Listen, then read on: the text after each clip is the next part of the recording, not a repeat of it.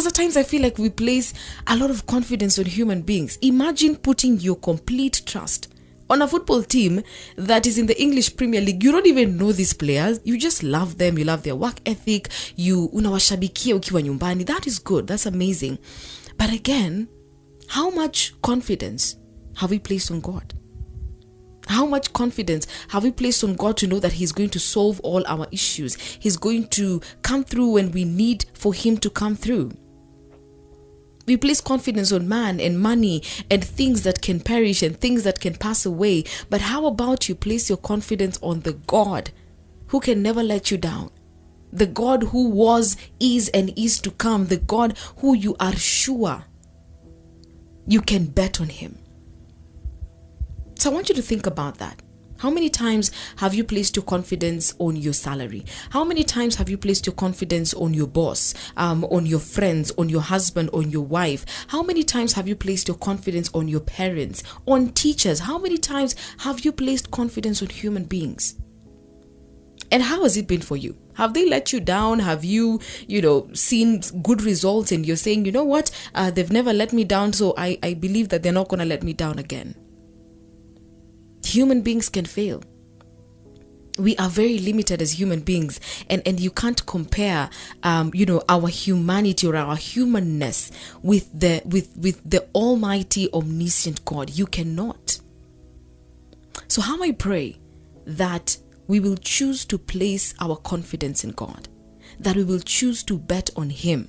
Like you can be able to put things on the table. You see the way, I hope you can be able to see how football fanatics do it. They're so confident they can bet anything. I remember the video I was seeing some time back, someone who placed a bet with his friend and said, if my team loses, I'm going to take a whole kg of pepper, pili pili, anakula one after the other.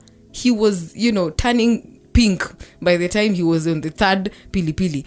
And it's just that he has so much confidence in his team. He knew there's no way my team can lose against this other team. You have people who, unfortunately, they have taken it to the extreme. Some time back, a story was given of a young man who they were watching, I believe it was a final match, a final game.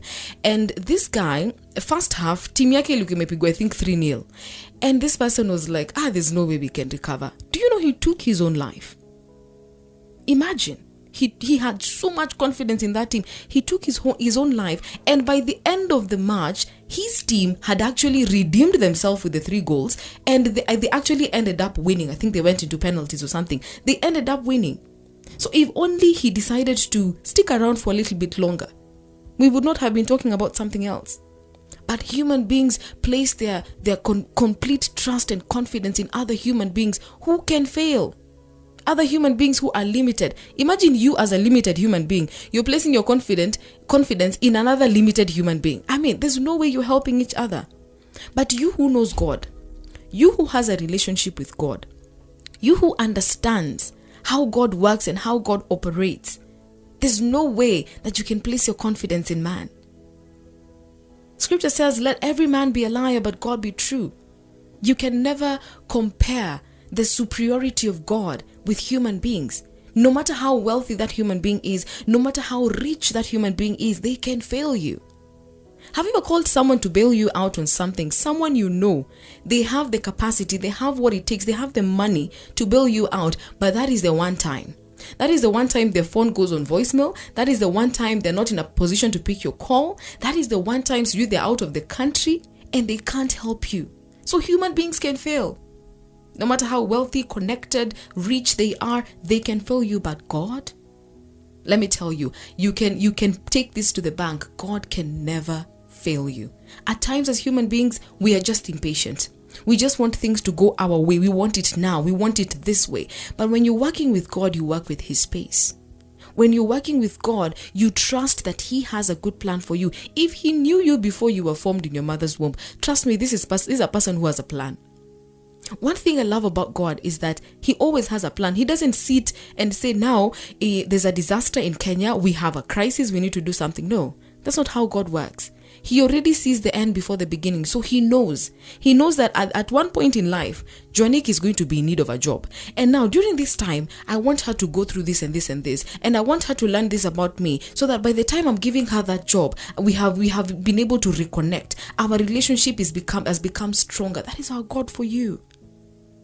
But if you start working with God with your own limited wisdom and knowledge, and start thinking, ama Mungu anajaribu kunitesa, ama this is the payment that I have to go through because of what I did before, or something I said and whatnot. When you start thinking about God like that, you're going to miss out on so many things that God is doing in your life. So my encouragement to us this morning would be, let us place our complete trust in God. Not half of it, not 70%, not 20%, not trusting God when it's convenient for you, but trusting God always. Putting your complete trust in God. I know it's not easy. At times you want to do things your way. At times you want to do things as your limited wisdom has advised you to do. But how about we rely on Him? Because let me tell you, you can bet on God. You can bet on Him to show up when you need Him to show up. You can bet on God to bail you out when no one around you is in a position to do that. You can bet on God to stand with you, to be with you in the middle of the storm, and just come and calm the storm and say, peace, be still.